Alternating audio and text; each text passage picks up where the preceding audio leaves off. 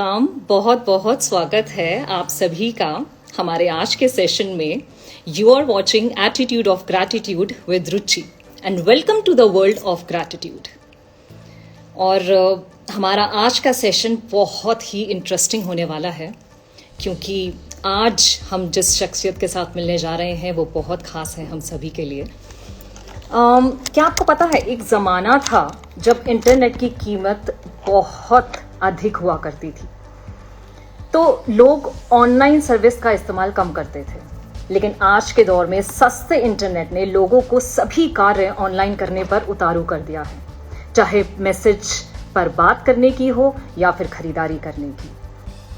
यहाँ तक कि बैंकिंग का लेन देन भी आज के समय में ऑनलाइन काफ़ी आसान तरीके से हो सकता है, चाहे बात हम यहाँ पर पैसा ट्रांसफ़र करने की हो या फिर किसी को ज़रूरी डॉक्यूमेंट्स ट्रांसफ़र करने की।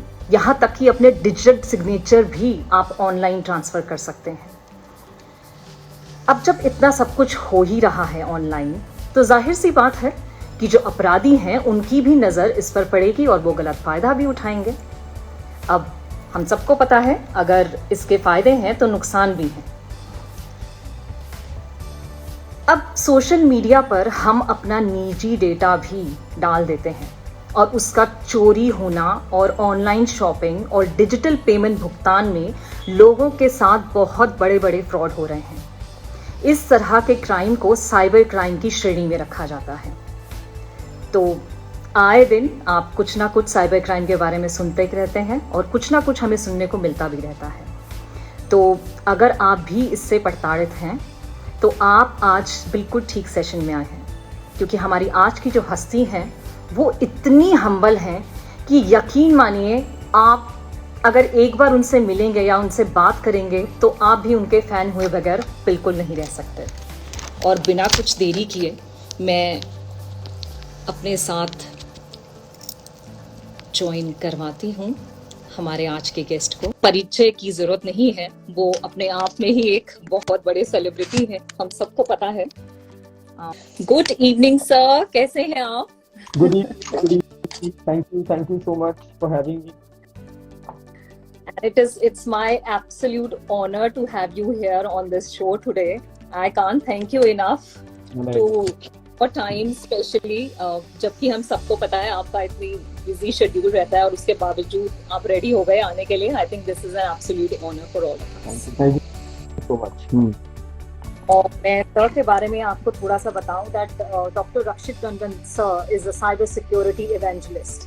He's also a national cyber security expert, crime investigator on cyber forensics and ethical hacking for various law enforcement agencies in India. He has 2 decades of expertise in cyber security. He is highly concerned about the cyber hygiene of children, particularly those aged 10 to 18 years of old. Over the last 2 decades, he has made it his mission and reached out to over 50 lakh youngsters across the country. He is currently appointed by the Haryana Police Department as a consultant CID to assist in the investigation of cyber crimes. Again, he has 2 decades of expertise in cyber security.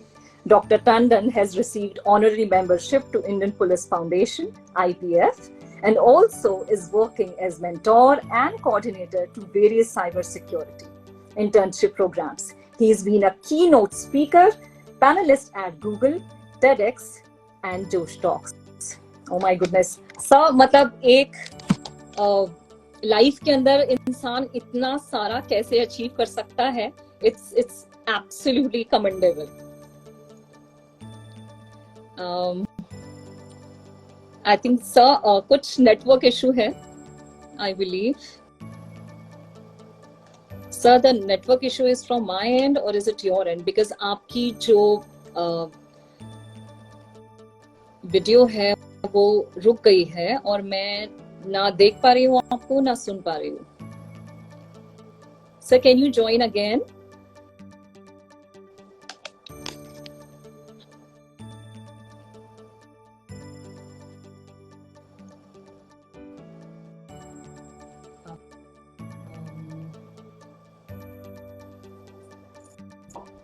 Ji sir. Yeah, I think I got disconnected. I could hear you, but I was not there. जी thank you so much. नमस्ते सब लोगों को join करने के लिए thank you. और मेरी प्रोफाइल के बारे में बात करने के लिए भी बहुत बहुत धन्यवाद। तो हाँ, मेरे को हो गए 2 दशक हो गए इस फील्ड में, साइबर अवेयरनेस और साइबर सुरक्षा में काम करते हुए। जी और 2 ही मिशन हैं। एक हमारे जो यंग नेटिजन्स हैं उनको मोटिवेट करना, उनको सेंसिटाइज करना ऑनलाइन सुरक्षित रखने के लिए। और एक अच्छी बात ये कि काफी लोगों ने साइबर सिक्योरिटी फील्ड ज्वाइन करी है। जी हमने उनको एज अ मेंटोर हेल्प किया है, गाइड किया है। जी और बाकी यस, इस समय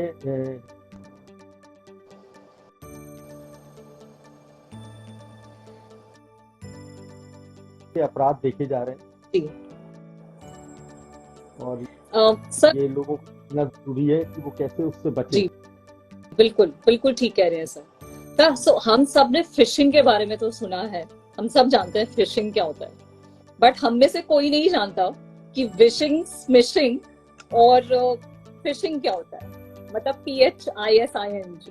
तो अगर हाँ, आप इन दो। जैसे हम लोग FISHING फिशिंग जानते थे जी कि आपने कांटा डाला और मछली फंस जी गई। तो बिल्कुल हैकर्स ने वही कांटे जो हैं ऑनलाइन पैदा कर दिए हैं हमारे लिए, वही ट्रैप ऑनलाइन बना दिया है। तो जी वो आपको एक नकली मेल, जैसे आजकल बहुत हो रहा है, लोगों के इंस्टाग्राम हैक हो रहे हैं, जी उनके पास मैसेज आता है आप हमें वोट करिए, वोट करने के लिए इस लिंक पे क्लिक करिए। जी या एक मैसेज आता है कि आज रात को आपका अकाउंट बंद कर दिया जाएगा क्योंकि आपने कोई वायलेशन किया है। अगर जी आप अपने अकाउंट को बचाना चाहते हैं जी तो आप इस लिंक पे क्लिक करिए। और इन जैसे ही लिंक्स पे आप क्लिक करते हैं, आपके सामने एक बिल्कुल डिट्टो साइट खुल जाती है जिसमें वो आपका यूजर नेम पासवर्ड ले लेते हैं और उसके बाद आपके अकाउंट को हैक कर लेते हैं।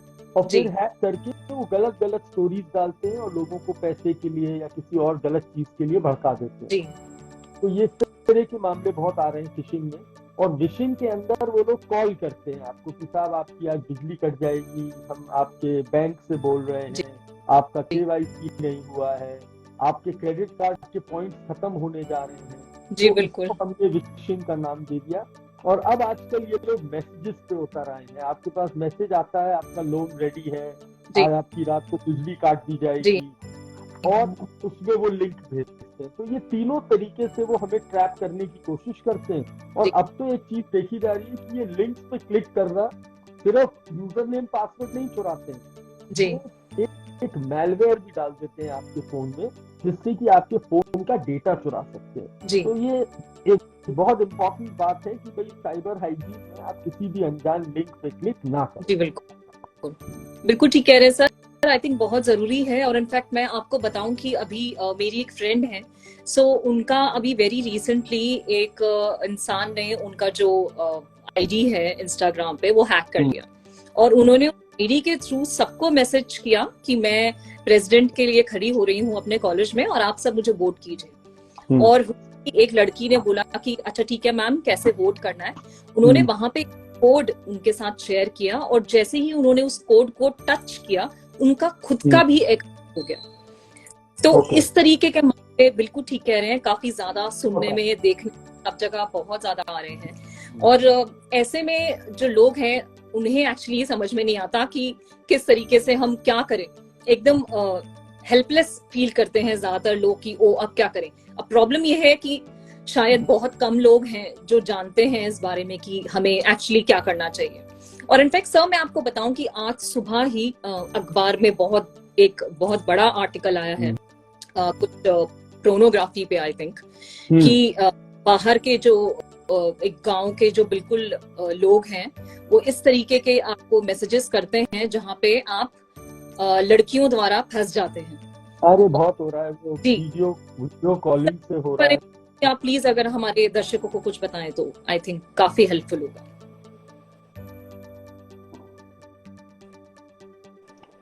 ये वाला जो आप बता रहे हो ना, ये सेक्सटॉर्शन कहलाता है। ये लोग अनजान बन के आपको वीडियो कॉल करते हैं और आप लोग जैसी वीडियो कॉल उठाते हो तो वो 2 स्क्रीन में स्प्लिट हो जाता है जी और वो दूसरी तरफ एक इनअप्रोप्रिएट और गलत वीडियो चल रहा होता है और सामने आपका चेहरा होता है। उनके जी फोन में इनबिल्ट स्क्रीन रिकॉर्डिंग होती है जी और वो स्क्रीन रिकॉर्डिंग कर लेते हैं और उसके बाद इसी दौरान वो आपके सारे कॉन्टैक्ट भी कॉपी कर लेते हैं। जी आपके सोशल मीडिया से दोस्त रिश्तेदार सब कुछ वो कलेक्ट कर लेते हैं और फिर शुरू होता है उनका एक्सटॉर्शन का और आपको डराने का कि ये आपका वीडियो वायरल कर जी देंगे, आपके दोस्तों को भेज देंगे, आप फौरन पैसे दीजिए।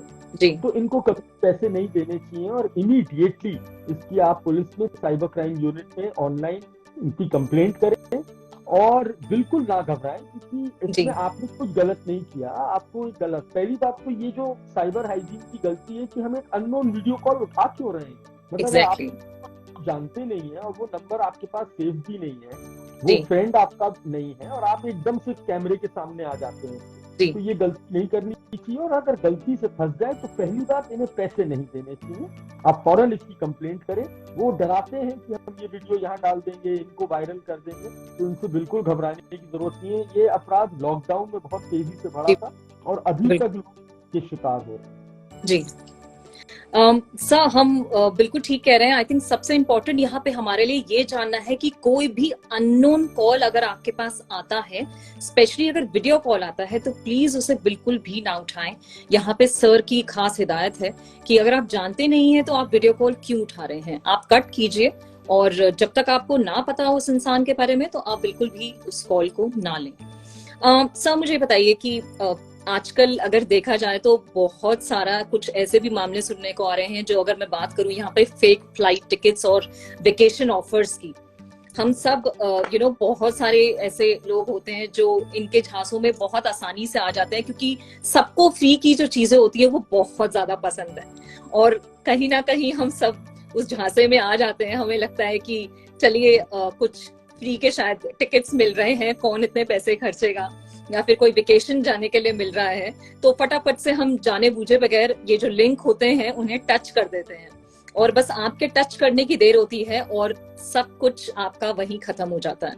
तो सर अगर आप मुझे प्लीज बताएं कि कैश प्राइजेस की अगर हम यहाँ बात करें, वेकेशंस की बात करें, फ्लाइट टिकट्स की बात करें, और इनफैक्ट कुछ मैसेज भी आते हैं ऐसे कि अब वो आपका बम्पर लगा है, इतने पैसे आप यहाँ पे जीत गए हैं और आप यहाँ आएंगे तो आपको सोने का सिक्का मिलेगा, आप वहां जाएंगे, अगर इधर आ जाते हैं इस लिंक पे क्लिक करेंगे तो आपको इतना बड़ा हॉलीडे डेस्टिनेशन मिल जाएगा। तो ऐसे में बहुत सारे मामले सामने आए हैं जहाँ पे अक्सर लोगों को फंसते हुए देखा गया है। तो सर अगर आप प्लीज बताएं। ये इनका वही ट्रिक है, too good to be true कहते हैं कि आपको 1 लाख रुपए का फोन 15 में मिल रहा है, जी आपके हॉलीडेज हैं, आपके क्रेडिट कार्ड पॉइंट रिडीम हो रहे हैं। यहाँ पे बेसिक समझ यही है कि आप जिस कंपनी के लिए काम कर रहे हो, जिस कंपनी पे जाना चाहते हो, उसकी पेरेंट वेबसाइट, उसके नाम जी और स्पेलिंग से आप अच्छे से वाकिफ होने चाहिए। जी तो अगर कोई मुझे अमेजोन के नाम पे या फ्लिपकार्ट के नाम पे या एप्पल के नाम पे कोई लिंक भेज रहा है तो it has to start with Apple और फ्लिपकार्ट ओनली ना। तो वो जी लोग इस बात का फायदा उठाते हैं, वो नकली नाम बना लेते हैं, तो बिल्कुल ऐसा लगता है, लोगो भी वही लगा होता है और बिल्कुल वो आपको गलत लिंक पे ले जाता है। तो जी वो भी एक तरह की फिशिंग ही है और उस तरह की कई मामले देखे जा रहे हैं। और यहाँ तक कि अभी एक एक नया चला है आजकल कि वो आपको क्यूआर कोड भेजते हैं कि आपका गिफ्ट निकला है, आपको वो जी कैशबैक टाइप का मिला है और आप जैसे ही उसे क्लिक करते हैं वो रिवर्स लिंक होता है, वो उतना पैसा बजाय आपको देने के उल्टा वो काट लेता है। तो अभी कई ऐसे लिंक्स को बैन कराया गया और कई ऐसे लिंक्स को रिपोर्ट किया गया जो इस तरह से लोगों को धोखा देते हैं। कि उनकी ये सोशल इंजीनियरिंग टेक्निक है, वो या तो डराते हैं या आपको लॉटरी निकाल देते हैं या अवार्ड निकाल देते हैं। आज से 10 साल पहले लॉटरी वाले मेल्स आया करते थे, अब वो बंद हो गए। अब ई शॉपिंग और ई टेलर्स इतने पॉपुलर हो गए तो अब वो उसका फायदा उठा रहे हैं। अभी जी कल परसों एक बच्चे की शिकायत आई है कि उसने एक पेज के माध्यम से अपने लिए जूते, जो आजकल स्नीकर्स होते हैं बहुत एक्सपेंसिव वाले, जी वो बुक किए। उन्होंने 50% एडवांस मांगा और उसके बाद उसको पेज से ब्लॉक कर दिया। अब वो किसी को कांटेक्ट नहीं कर सकता। तो ये एक बेसिक सी बात है कि भाई आप अगर शॉपिंग करना चाहते हैं then you should always go to the official जी स्टोर और आप उसी से जाके लें, उसकी ऑनलाइन वेबसाइट चेक करें, उसके रिव्यूज चेक जी करें। क्योंकि आजकल तो बड़ा आसान हो गया है सोशल मीडिया पे कि अगर किसी के साथ कुछ गलत हुआ है तो वो फौरन अपनी कंप्लेंट लिख देता जी है। बिल्कुल तो अगर आप दूसरा विक्टिम ना बने तो वो दूसरा अगर कहीं से शॉपिंग कर रहा है तो अगर वो जरा सा गूगल पे सर्च करेगा या रिव्यूज देखेगा तो उसको पता चल जाएगा कि ये सब गड़बड़ है। जी। सर मैं आपको एक मामला बताती हूँ यहाँ पे। जैसे हमारे एक नेबर में एक शख्स हैं। सो आम का सीजन था, उन्हें बहुत अच्छे अल्फेंजो आम मिल रहे थे ऑनलाइन जब उन्होंने ढूंढे, और उन्होंने 2 पेटी आम ऑर्डर कर दिए अल्फेंजो, और वहां पे आया कि आपको 2 हफ्ते बाद आपके घर पे डिलीवर हो जाएंगे। और सर यकीन मानिए, वो जो वेबसाइट थी वो फेक थी, और पैसे भी चले गए उनके। जब उन्होंने चेक किया 1 हफ्ते बाद कि मैं अब देखता हूँ कि डिलीवरी कहाँ है या कब तक आएगी, तो वहां पे कुछ भी नहीं था, ना वो आईडी थी, ना वो पैसे भी चले गए। मतलब it was absolutely fake. Sir बच्चों का मैं समझ सकती हूँ कि काफी सारे जो बच्चे हैं वो अंडरस्टैंडिंग हैं, और इनफैक्ट आजकल के सदी के हैं, उन्हें हर चीज के बारे में पता है। लेकिन अगर मैं अपने पेरेंट्स की बात करूं, क्योंकि वो लोग टेक सेवी नहीं हैं, और अक्सर आजकल की डेट में सबके बच्चे बाहर हैं, सिर्फ पेरेंट्स यहाँ रह जाते हैं, और कहीं ना कहीं वो लोग हेल्पलेस हो जाते हैं कि अब हम किससे मदद मांगे, हम क्या करें। तो ऐसे में उन्हें समझ में नहीं आता, उन्हें लगता है शायद ये जो लिंक आया है ये ठीक है, और बिना सोचे समझे, खासकर अगर हम यहाँ हाउसवाइफ्स की भी बात करें, तो वो टच कर देते हैं उस लिंक को, और फिर हम सबको पता है कि क्या होता है। सर यहाँ पे अगर खास हिदायत देनी हो हमारे पेरेंट्स के जो जमाने के जो लोग हैं, तो उनके लिए आपके क्या एक यहाँ पे टिप्स रहेंगे जिससे कि उन्हें मदद मिले और उनके साथ इस तरीके की जो हादसे हैं वो ना हो? तो हमें जितनी भी कंप्लेंट्स अभी अगर हम फिल्टर आउट करें तो देखते हैं कि जो वेटरन्स हैं या हमारे सीनियर सिटीजन्स हैं, उनको कई तरह से ट्रैप किया जा रहा है, या कोई इंश्योरेंस के नाम पे लेके, या हेल्थ के नाम पे लेके, और हॉस्पिटल अपॉइंटमेंट के नाम पे लेके। लेकिन सबके अंदर लौट फिर के कहानी वही आती है कि लिंक भेजा या कोई ऐप डाउनलोड कराया। यहाँ पे मैं उनको हिदायत देना चाहूंगा, क्योंकि आप मोबाइल के इकोसिस्टम से ज्यादा फेमिलियर नहीं है, आपको नहीं पता है कि ऐप क्या है, ऐप के इंस्टॉल करने से फोन पे क्या असर पड़ता है। अभी इधर देखा गया कई फ्रॉड्स के अंदर हैकर्स ने ऐसे ऐप डाउनलोड कराए जिससे आपकी स्क्रीन हैकर को दिखाई देती है, यहाँ तक कि आपके ओटीपी ऑटोमेटिकली हैकर के पास जाने लगते हैं। तो हम यही हिदायत देंगे कि पहली बात, अपनी समझ से कोई ऐसा ऐप अपने फोन में ना डालें, दूसरा किसी लिंक पे क्लिक ना करें, और अगर आपके साथ बैंक, मोबाइल या इंश्योरेंस नाम की कंपनी से कोई लेना देना है, तो मेरी राय यही है कि आप कृपया उनके ऑफिशियल दफ्तर पे जाएं या उनके ऑफिशियल आदमी को अपने पास बुला के उनसे बात करें, लेकिन अपना फोन, अपना पिन, अपना ओटीपी या लिंक जैसी चीजों पे क्लिक ना करें। आप शायद नहीं जानते होंगे कि आपके सामने जो वेबसाइट खुल रही है वो असली है या नकली है, आप जो डेटा उन्हें दे रहे हैं वो उस डेटा से क्या नुकसान पहुंचा सकते हैं। तो इसलिए बेटर यही है कि आप लोग, और ये चूंकि हो रहा है, मतलब इंश्योरेंस के नाम पे फ्रॉड हो रहा है, वीडियो कॉलिंग के नाम पे। अभी एक एजेड आदमी इतने बुरी तरह डर गए अपनी हैरेसमेंट और सोशल इमेज को लेके कि वो इसी वीडियो कॉल फ्रॉड में बहुत सारा पैसा दे बैठे। जी बिल्कुल जी। तो आप लोगों को भी, और मेरे सबसे, तो आप जिस तरह के प्लेटफॉर्म यूज कर रहे हो और आप लोग ये कार्यक्रम करते हो उस तरह से, तो इट इज बेटर कि ये उन लोगों तक पहुंचे। बिल्कुल। और हम उन लोगों को भी डिजिटली ट्रेन करें, सो दैट कि वो जितना उनके टूल्स जो वो एक्सेस करते हैं, जैसे कि आपका यूपीआई पेमेंट है या वो है, तो उनको नॉलेज होनी चाहिए, ये बहुत जरूरी है। बिल्कुल ठीक कह रहे हैं सर। आई थिंक यहाँ पे सबसे ज्यादा जरूरी ये है कि हमारे जितने भी सीनियर सिटीजन्स हैं, आप बिल्कुल भी उस लिंक को या फिर कोई भी ओटीपी अपना शेयर ना करें बगैर ये जाने कि वो जो साइट या जो आप लिंक क्लिक कर रहे हैं वो कितनी सही है या फेक है। तो बहुत इंपॉर्टेंट है, अगर आपको खुद को नहीं पता तो प्लीज आप किसी की मदद लीजिए, और आप हमारा ये सेशन डेफिनेटली देख सकते हैं। तो जिस तरीके से आज सर हमें बता रहे हैं तो काफी उपयुक्त जानकारी है हम सभी के लिए। सर यहाँ पे एक बहुत सबसे इम्पोर्टेंट चीज, चस्का है हमें सिर्फ एक बटन दबाने का, ना कहीं आने की झंझट, ना कहीं जाने का, ना ये सोचने का कि अच्छा आज हम ट्रैफिक में फंस जाएंगे, हमें लेके कौन जाएगा। घर बैठ के ऑनलाइन शॉपिंग करना आई थिंक ये सबसे फेवरेट काम है हर फीमेल का। बस हम करते हैं कि ओ अच्छा ये अच्छा लगा, साइट पे क्लिक किया और फटाफट से वहां से ऑर्डर कर दिया। 1 सेकंड भी नहीं लगाते हम लोग, कोई भी रैंडम जो हमारे सामने आती है चीज, और अगर वो हमें पसंद आ रही है, ये जाने देखे बगैर कि वो गलत भी हो सकती है, उससे आपको नुकसान भी पहुंच सकता है।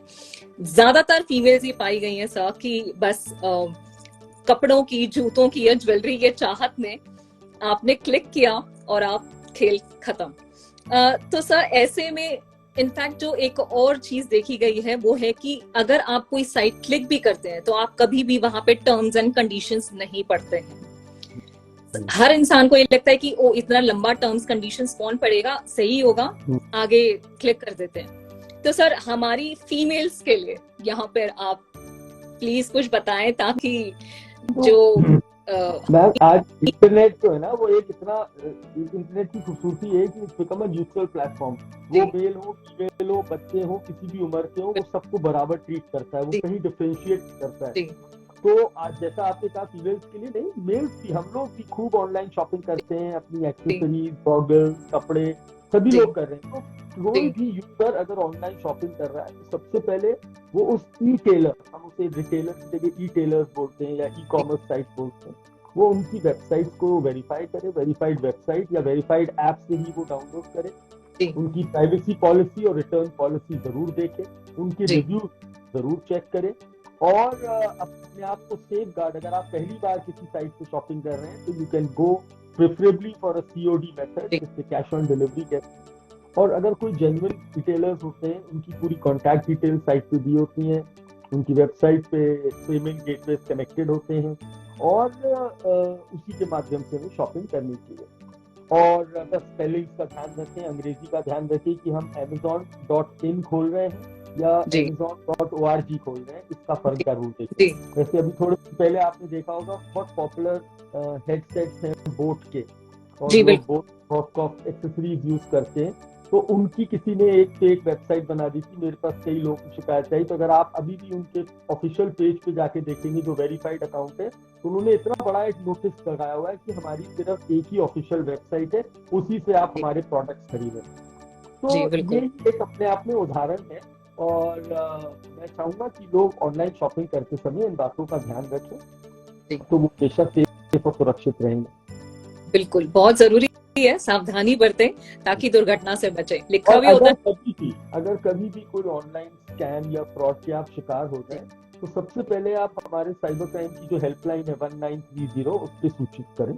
वो इमीडिएटली आपके चोरी किए हुए पैसे को रोकने की कोशिश करेगा। और हमारा एक ऑनलाइन पोर्टल बनाया गया है cybercrime.gov.in, आप उस पर शिकायत दर्ज करें। और नहीं तो आप अपनी नियरेस्ट साइबर सेल में भी जा सकते हैं। अब तो जगह जगह साइबर थाने और साइबर पुलिस स्टेशन खुल गए हैं, वो आपकी मदद करेंगे। सर मुझे यहाँ पे ये बताइए कि अक्सर लोगों को ये लगता है कि साइबर सेल में कंप्लेन करने के बाद भी पुलिस कुछ नहीं करती, तो यहाँ पे अगर आप मुझे प्लीज थोड़ा सा अगर इस रोशनी डालें। वॉल्यूम बहुत बढ़ गया है क्राइम का, हमारी मैन पावर लिमिटेशन भी होती है कई जगह। हमारे साइबर अपराध की एक सबसे बड़ी खराबी ये है कि उसकी कोई बाउंड्री नहीं है, ज्योग्राफिकल बाउंड्री नहीं है, और उसमें अपराधी की कोई शक्ल नहीं है। तो तक पहुंचना, ट्रेस करने में एक समय सीमा होती है, उसमें टाइम लगता है। अब ऑनलाइन फ्रॉड में इनके नंबर्स भी थोड़े नकली होते हैं, इनकी आईडीज भी गलत होती हैं, तो चैलेंजिंग है। लेकिन अगर आप नेगेटिव को छोड़ के पॉजिटिव देखें और गुड वर्क्स को देखें तो काफी गैंग्स पकड़े भी जा रहे हैं। हर स्टेट पुलिस मेहनत कर रही है, अब साइबर अपराध को बहुत सीरियसली लिया जा रहा है। भारत सरकार ने कितनी नई नई पॉलिसीज बना दी है, कानून बना दिए हैं, रूल्स। जैसे कि एक छोटा सा उदाहरण दूं, आज मैं अपने मोबाइल से अपने डेबिट और क्रेडिट कार्ड को ऑन और ऑफ कर सकता हूँ।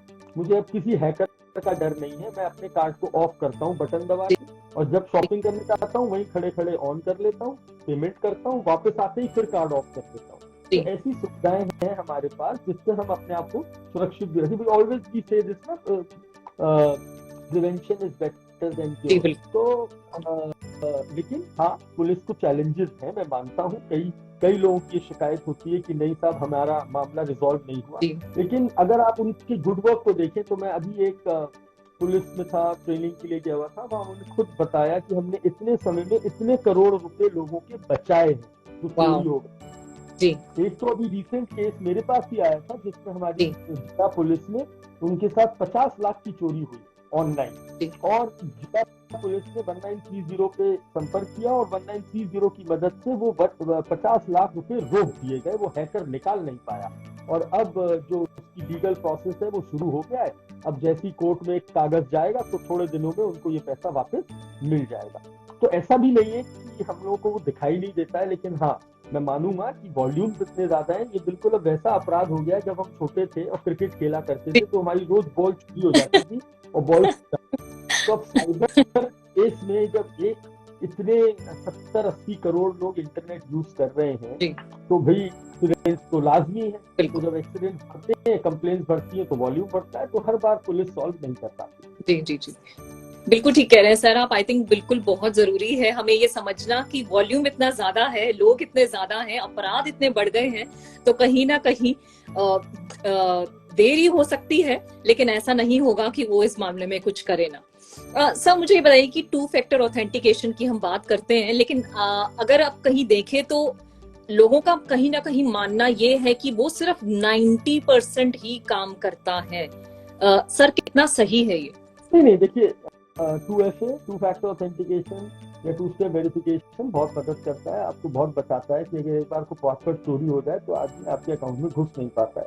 लेकिन अब हैकर देखिए वो कैट एंड माउस रेस है, वो एक स्टेप आगे चलते हैं। अगर हमारे प्रोग्राम में ही कोई कमी है जिसे हम लोग वल्नरेबिलिटी कहते हैं, तो कई बार वो पैसे को भी बाईपास करने के तरीके ढूंढ लेते हैं। तो हमें अवेयर रहना चाहिए, अपनी डिजिटल हाइजीन अगर हम बरकरार रखेंगे तो हम उसका शिकार नहीं होंगे। बट अब हम लोग मल्टी फैक्टर ऑथेंटिकेशन की तरफ बढ़ गए। अब जो नई टेक्नोलॉजी आ रही है वो जीरो ट्रस्ट है, मतलब मेरा खुद का लैपटॉप, मेरी आईडी मेरे को नहीं पहचानती है, वो बार बार मुझसे कहती है अपनी वेरिफिकेशन दो जी। तो ये एक अच्छी चीज है, मतलब कि अगर मेरा कल को मेरा लैपटॉप कोई ले ले तो वो नहीं चोरी कर पाएगा मेरा डेटा। तो that is basically multi factor authentication. But इतना आसान नहीं होता। स्टिल मैं तो अभी भी यही कहता हूँ कि आप अपने सारे अकाउंट्स में मल्टी फैक्टर लगा के रखें, वो फेसबुक हो, जीमेल हो, इंस्टाग्राम हो, ट्विटर हो, स्नैपचैट हो, डिस्कॉर्ड हो, जो भी आप चीजें कंज्यूम करते हैं, और अपने मोबाइल नंबर और फोन को हाइजीन मेंटेन रखें। अब आपने फोन में ही वायरस बैठा रखा है जो आपके ओटीपी पढ़ रहा है, तो फिर 2 फैक्टर आपको कहाँ से बचाए? तो हमें अपनी डिजिटल हाइजीन का ज्यादा ध्यान रखना है कि फोन में कोई मैलवेयर ना आए, कोई वायरस ना आए, कोई गलत ऐप अंदर चुपचाप घुस के ना बैठ जाए जो मेरे ओटीपी पढ़ता रहे। तो इन बातों का अगर हम ध्यान रखेंगे तो इतना आसान नहीं है कि कोई आपको बाईपास कर सके। बिल्कुल ठीक कह रहे हैं सर, लेकिन ये कहना जितना आसान है शायद हम सबके लिए करना उतना ही मुश्किल है, क्योंकि बात वही है कि रोजमर्रा की जिंदगी में इतने काम है करने के लिए कि इंसान क्या क्या करेगा और किन किन चीजों का ध्यान रखेगा, और कहीं ना कहीं जब बुरा टाइम आना होता है तो डेफिनेटली आप उसके शिकार भी बन जाते हैं कहीं ना कहीं। सर मुझे ये बताइए कि अक्सर हम लोग जब हॉलीडेज पे जाते हैं या फिर हम किसी दूसरे शहर में जा रहे हैं तो ज्यादातर जो लोग होते हैं सबको चस्का होता है कि फ्री का इंटरनेट मिल जाए, हमें अपना पैसा खर्च ना करना पड़े। अब होता ये है कि सब वहां पे जो भी पासवर्ड होता है वहां ज्वाइनिंग करने के लिए फटाफट से जिसने जो भी बताया, आप चाहे वो होटल का पासवर्ड हो, चाहे वो किसी रेस्टोरेंट का पासवर्ड हो या फिर किसी और जगह का हो, तो हम तुरंत 1 सेकंड खोए बगैर वो पासवर्ड अपने फोन में डाल के और उसके साथ कनेक्ट कर लेते हैं। कितना सही है ये, और कितने लोग फंस चुके हैं इसके लिए? प्लीज अगर नहीं करना चाहिए, अपना डेटा यूज करिए, और डेटा कहीं भी एक्सपेंसिव नहीं है। अगर आप कह रहे हैं इंडिया में इंटरनेट एक्सपेंसिव है तो फिर तो आप गलत कह रहे हैं। आप बाहर जाके देखिए विदेशों में, वहां तो बहुत ज्यादा एक्सपेंसिव है। हमारे देश में तो बिल्कुल इजिली अवेलेबल है। प्लीज अपना ही इंटरनेट यूज करें। बल्कि मैं तो ये भी कहूंगा अपना हॉटस्पॉट भी किसी को ऐसी मत दिया करिए, किसी को अपना वाईफाई दिया करिए आप। और बाहर पब्लिक वाईफाई तो बिल्कुल बिल्कुल बिल्कुल अवॉइड करने चाहिए, इसमें बहुत खतरा रहता है। अगर चलो गलती से आपने कर भी लिया तो उससे कोई फिर जरूरी काम मत करिए, अपने कोई इम्पोर्टेंट पर्सनल अकाउंट या आईडीज मत खोलिए। अपने गाने वाने थोड़ा बहुत सुन लीजिए, अपना फोन अपडेट कर लीजिए और खुश रहिए। लेकिन प्लीज कोशिश करिए कि आप अपना ही 4G और अपना ही नेट हमेशा लेके चलें, और अपने इम्पोर्टेंट काम, बैंक ट्रांसफर, शॉपिंग और अपने सोशल मीडिया अकाउंट्स को हैंडल करने के लिए आप अपना ही इंटरनेट यूज करें। और यहाँ पे मैं एक चीज और नोट करूँ कि आप पब्लिक प्लेसेस के चार्जर्स भी अवॉइड करिए। आप किसी भी चार्जर की केबल को अपने फोन में मत डाला करिए, उसमें जूस जैकिंग कहते हैं इस अपराध को, जिससे आपका सारा डेटा चुराया जा सकता है फोन पे। तो आप अपना ही चार्जर लेके चले और अपना ही इंटरनेट, भले और हिंदुस्तान में। अगर आप विदेश जाते हैं तो जैसे ही आप विदेश में उतरे तो आप अपने लिए एक डेटा सिम खरीद लीजिए वहां से, ज्यादा महंगी नहीं मिलेगी। अपना आई कार्ड देके आप दुबई गए, हांगकांग गए, यूएस गए और अपने ही इंटरनेट से अपने सारे काम करिए, और it is always safe and better. ऐसे कई मामले आते हैं जिसमें लोगों का अनऑथराइज एक्सेस हो सकता है, डेटा चोरी किया जा सकता है पब्लिक वाईफाई ज्वाइन करने से, और उससे फिर और खतरा बढ़ सकता है। और शुरू में तो बहुत केसेस आते थे, अब तो मैं समझता हूँ थोड़ा सा लोगों में भी जागरूकता आ गई है। और कुछ अब होटल्स भी अपने आप को सिक्योर रखते हैं, उन्होंने भी वाईफाई को सिक्योर करना सीख लिया है, वो भी अपने वाईफाई सिक्योर रखते हैं, यूजर की डिटेल तक मेंटेन करते हैं कि वो किस कंपनी में रुका हुआ है और कहाँ रुका हुआ है। बट स्टिल मैं तो I would always say you please use your own internet, और अपना भी इंटरनेट चलते फिरते किसी को मत दीजिए आप। बिल्कुल। कहते हैं ना, पहले जब आप एयरपोर्ट पे जाते थे तो किसी का ना सामान लीजिए ना उन्हें दीजिए, क्योंकि आपकी सुरक्षा बिल्कुल आपके हाथ पे। तो ये बिल्कुल वही चीज है, ना अपना हॉटस्पॉट किसी को दीजिए और ना किसी का लीजिए, क्योंकि आप कि इसके क्या रिपरकशंस हो सकते हैं लेटर ऑन। सर, अगर हम यहाँ बैंकिंग की बात करें, अगेन यहाँ पे बहुत ज्यादा इम्पोर्टेंट है। अक्सर जो हम ट्रांसफर करते हैं पैसे, या फिर हम सिग्नेचर जो अपने ऑनलाइन ट्रांसफर कर देते हैं, काफी सारे मामले ये भी सुनने में आए हैं कि लोगों के जो दस्तखत हैं, जो सिग्नेचर हैं, वो इलीगल तरीके से इस्तेमाल हो जाते हैं। अब बहुत सारी ऐसे इनफैक्ट बैंक्स हैं जो साइबर सिक्योरिटी में अपने जो वहाँ के जो एम्प्लॉयज हैं उन्हें वाकई में क्लासेस भी देते हैं और उन्हें समझाते भी हैं कि क्या क्या दिक्कतें आए तो आप ये काम कर सकते हैं जो क्लाइंट्स आते हैं।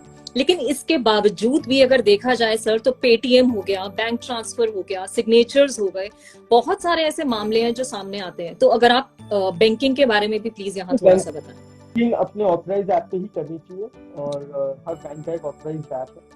अगर आप वेबसाइट पे करते हैं तो एक सैनिटाइज सिस्टम होना चाहिए जिसपे आप हमेशा इनकॉग्निटो मोड में अपनी वेबसाइट को खोले बैंकिंग की, और उसकी स्पेलिंग होनी चाहिए, उसमें वर्चुअल कीबोर्ड का इस्तेमाल करें। अब हर बैंक ने डबल लेयर्स डाल रखी हैं, ऑथेंटिकेशन डाल रखे हैं, तो वो बहुत मदद करते हैं। जहाँ तक सिग्नेचर का सवाल रहा, तो ये मैं सबको बोलना चाहूंगा, हम सबको बहुत सारे आजकल प्रशस्ति पत्र मिलते हैं, हम लोगों को बहुत सारे ऐसे लेटर्स मिलते हैं, and we are always very happy to share them. तो आप लोग कोई सर्टिफिकेट्स या लेटर्स ऐसे शेयर करते हैं सोशल मीडिया पे, तो आप उसमें से जो इम्पोर्टेंट वो है कैरेक्टर्स, उनको ब्लर कर दिया करें। किसी का साइन किया हुआ सिग्नेचर आप पब्लिश कर रहे हैं, उसका नाम रखा है, तो वहां से भी इसकी चोरी हो सकती है और उसका मिसयूज होता है। तो इसी प्रकार से अपने ऑनलाइन सिग्नेचर कभी किसी को ऐसे स्कैन करके या फोटो से नहीं भेजने चाहिए, और अगर ऐसे भेजने का है भी तो फिर आप ऐसा सिग्नेचर भेजें तो आप कहीं ऑथराइज डॉक्यूमेंट्स में यूज ना करते हैं, सिंपल सा जैसे आपने कुछ अपना बना दिया।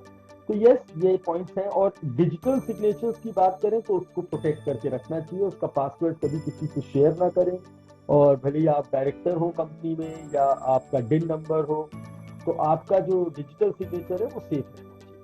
जी, बिल्कुल ठीक कह रहे हैं सर। और ये तो थी जानकारी हमारी सर के साथ, और अब आइए बढ़ते हैं हमारे दूसरे सेगमेंट की ओर, और वो है रैपिड फायर क्वेश्चन। सो मैंने सर से एक्चुअली जब हमारी बात हो रही थी तो मैंने सर से पूछा कि सर, तो आज तक आपके साथ बहुत सारे ऐसे इंटरव्यूज हुए होंगे जहां पे सिर्फ आपने काम की बातें की होंगी, तो आज थोड़ा सा सर को जानते हैं, सर के बारे में जानते हैं। तो क्वेश्चंस मैंने शेयर नहीं किए हैं सर के साथ, तो देखते हैं सर के क्या रिएक्शंस आते हैं, and I am very excited to play this rapid fire question with sirs. So sir, मेरा पहला question, let's start. What is your definition of attitude towards gratitude in your life? So I always say this, मैं हमेशा कहता हूँ कि हमें knowledge के प्रति ना हमेशा ग्रेटिट्यूड रखना चाहिए। आप किसी से भी कुछ सीखें, आप उसके प्रति ग्रेटिट्यूड रखें।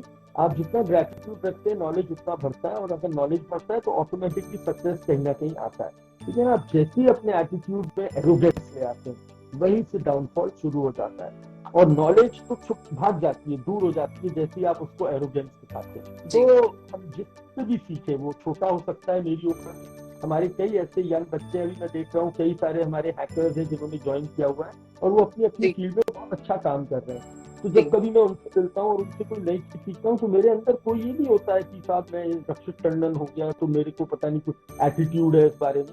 मैं बल्कि बहुत हम्बली कहता हूँ कि थैंक यू सो मच, तुमसे मुझे कुछ अच्छा सीखने को मिला, और फिर मैं उसे प्रमोट भी करता हूँ आगे। तो आई थिंक आपका ये जो टॉपिक है एटीट्यूड ऑफ ग्रैटिट्यूड, ये बहुत इंपॉर्टेंट है और आजकल हमें ये रखना चाहिए, एक एम्पैथी होनी बहुत जरूरी है सबके अंदर। तो this is my take on that.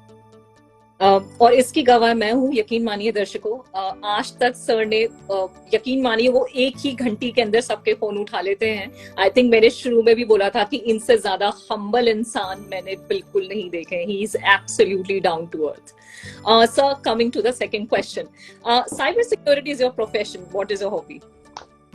So my hobby is singing. Music is my hobby, and I love good music, and I also love to sing. Though I'm not a very good singer, but हाँ गा लेते हैं और अपने उसमें बड़ा अच्छा लगता है। ये मेरी अच्छी हॉबी रही है शुरू। तो किस तरीके का म्यूजिक पसंद है सर आपको? When I was in school तो वेस्टर्न क्लासिकल बहुत पसंद था और काफी वेस्टर्न नंबर्स भी गाए। गजल्स का शुरू से बहुत शौक है और गजल्स ही सुनी है, और उसमें भी सिर्फ एक ही स्पेसिफिक थे, जगजीत सिंह। जी बिल्कुल। जगजीत सिंह साहब गजल्स बहुत पसंद है।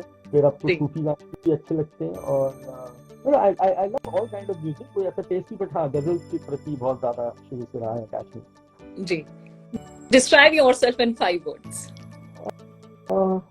So I'm passionate about my work. I love to learn. Learning at any stage is not bad. I like to help people. जितनी भी मेरे पास क्षमताएं हैं, उससे I would like to help always. And